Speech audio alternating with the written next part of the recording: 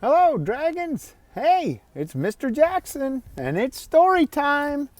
And it's a beautiful sunny Tuesday, and today I'm at school. So I thought, hey, I'm gonna read to you guys from a spot on campus. Maybe you can guess where it is, and then when I'm finished, I'll show you where I'm at. Well, we are reading Jansen and the Snowy Day Mystery. We're going to read chapters 3 and 4. If you remember, the class went to the computer room and they found out that that a couple of the computers were stolen. So let's see what's going on. Chapter 3. Mrs. Bell looked by her desk. "Oh no," she called out. "The printer is gone too. It's brand new." "No, it's not," Beth said. "Someone moved it. It's right here on the floor." "But why would a thief do that?" Eric asked. "Why would someone steal 3 computers and leave a brand new printer?" Cam looked at the printer. Then she looked at Beth's computer.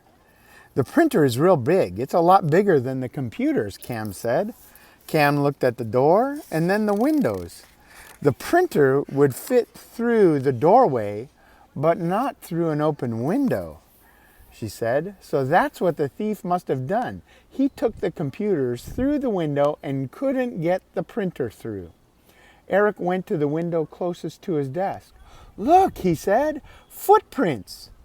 Cam went to Eric's window. She looked at the footprints in the snow, blinked her eyes, and said, "Click."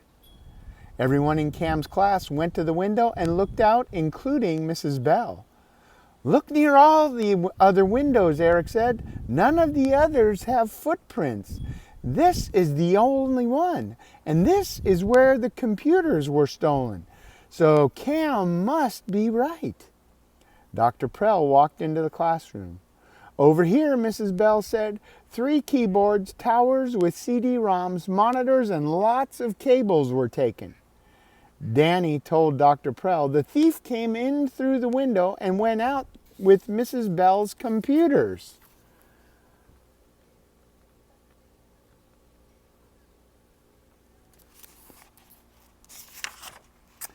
"I don't think so," Cam said. But you just said he did," Danny said. "Did you lock the windows last night, Dr. Prell?" asked Mrs. Bell. "I didn't have to. I haven't opened them in weeks," Mrs. Bell said. "It's too cold to open the windows." Dr. Prell went to the window closest to Eric's, Cam's, and Danny's desk. She pulled at it. The window was locked. "But look at the footprints," Beth said. Someone went in and out through there." "It's locked now," Dr. Prell told Beth. "And if Mrs. Bell says it was locked before, then it was." Danny pulled at the window. He said. "Someone went in and out through the window with the computers. When he was done, he locked the window from the outside and ran off? That's some trick." "It can't be done," Cam said. "You can't lock the window from the outside." "And we'll never get those computers back," Danny said. "We'll never solve this mystery." "Oh, yes, we will," Eric said. Cam looked at the window. She looked at the ceiling, the floor, and the door to Mrs. Bell's room. There were no marks on the ceiling, and none of the tiles were missing. The floor was clean and dry. Everything looked just the way it always did. Beth went to the chalkboard. "We'll make a list of clues," she said. "The first clue are all of those footprints by the window." Beth wrote 1, footprints, on the chalkboard. "Someone should go outside and measure the prints," Eric said, "before they fill up with snow. Then we'll know how big the thief's feet are. That's a clue too." "I'll go out," Danny said. "No, you won't," Dr. Pell told him. "You'll stay right here." Beth wrote 2, locked window, on the board. "That's a clue too," she said. It means the thief could not have left through the window because he couldn't lock it from the outside. Let's check for fingerprints, Eric said. There must be some on our desk and on the window. Cam shook her head. Our hands have been all over our desks and we all went to the window. Dr. Prell and Danny tried to open it. We'll find lots of fingerprints. Our fingerprints, Cam said. This is hopeless, Danny said. I'll never get my computer back. Oh, yes, we will, Eric said. Cam is great at solving mysteries. She once caught someone who stole a whole bunch of diamonds. She caught people who stole dinosaur bones, gold coins, a Babe Ruth baseball, monkeys, and CDs. She'll catch the computer thief. I'm sure she will. Please come with me, Dr. Prell said to Cam and Eric. Cam and Eric and Danny followed Dr. Prell to the door. Why are you here? Dr. Prell asked Danny. You said come with me. I didn't say that to you, Dr. Prell told Danny. Then she asked, you didn't do anything wrong, did you? Not this time, said Danny. His computer is missing, Mrs. Bell said, so he can't do his work. Okay, Danny, come with me, but please don't fool around and don't tell any of your jokes.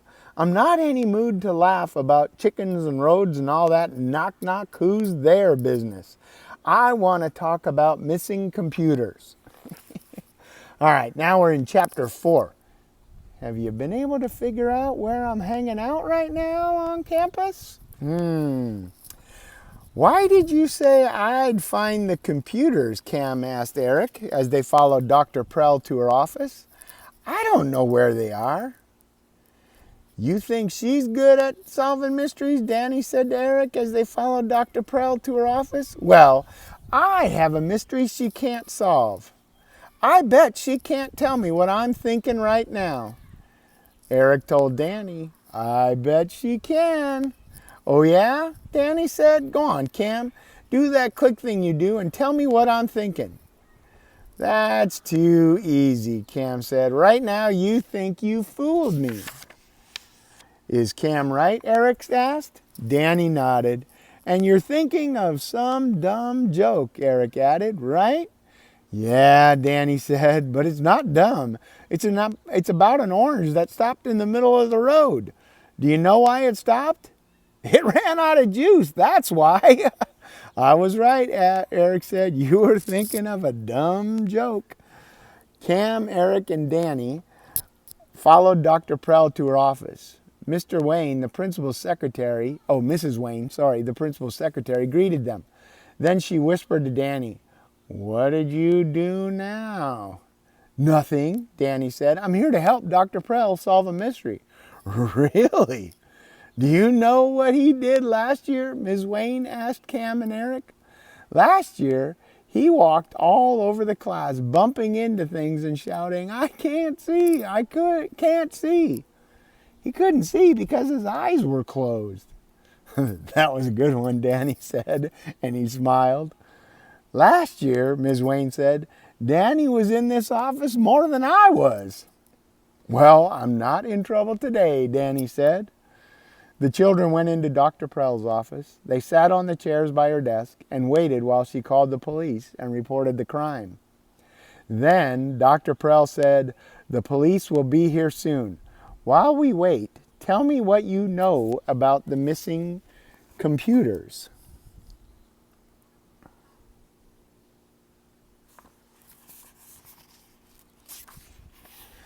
Let me go first, Danny said, before Cam and Eric reads my mind and tells you everything I'm thinking. Danny folded his arms. He looked up and slowly said, I'm thinking the thief has a real strong magnet and used it to lock and unlock the window from the outside. Then he's real skinny so he could climb in and out with all those computers. So what we have to do is tell the police to look for a skinny man carrying a large magnet and lots of computers. Cam and Eric, Dr. Prell asked, what do you think happened? It's snowing outside and the floor of Mrs. Bell's room is dry, Cam said. That's how I know the thief did not go in and out through the window. There were two thieves, one on the inside and one on the outside. The one on the inside who handed computers out the window, and one on the outside who took them. What else do you think? Dr. Prell asked. The computers were stolen just before school.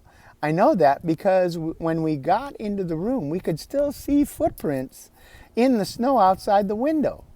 It's still snowing, and if the computers were taken in the middle of the night, the footprints would have been completely filled in with snow. That's just what I was thinking, Danny said. Someone was in the building this morning, Cam said. He got into Mrs. Bell's room, opened the window, and handed the computers to someone waiting outside. Lots of people were here, Dr. Prell said. Lots of parents brought their children to school. Ring, ring. Dr. Prell picked up her telephone. She listened and then said, "Send them in." Two police officers walked into the office. One was a tall woman, and one was a not-so-tall man with a short beard. "I am Officer Oppen," the not-so-tall officer told Dr. Prell. "Please take us to the scene of the crime." There were two thieves, Danny told the police officers as they all walked to Mrs. Bell's room. They took the computers this morning just when we were all coming to school. "Hey," Eric whispered to Cam. "He's taking credit for everything you figured out." "I don't care," Cam whispered. "I just want Mrs. Bell to get her computers back."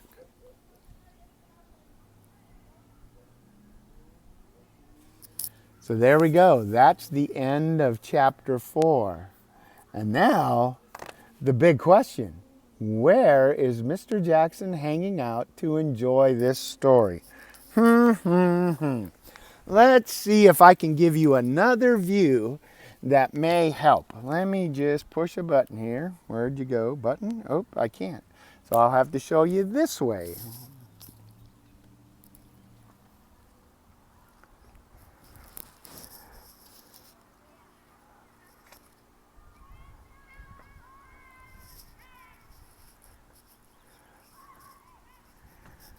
That's right. I'm on the play structure. And won't it be great when we can all come back to school and play on the play structure again? Well, before I sign off, here's what I got for you.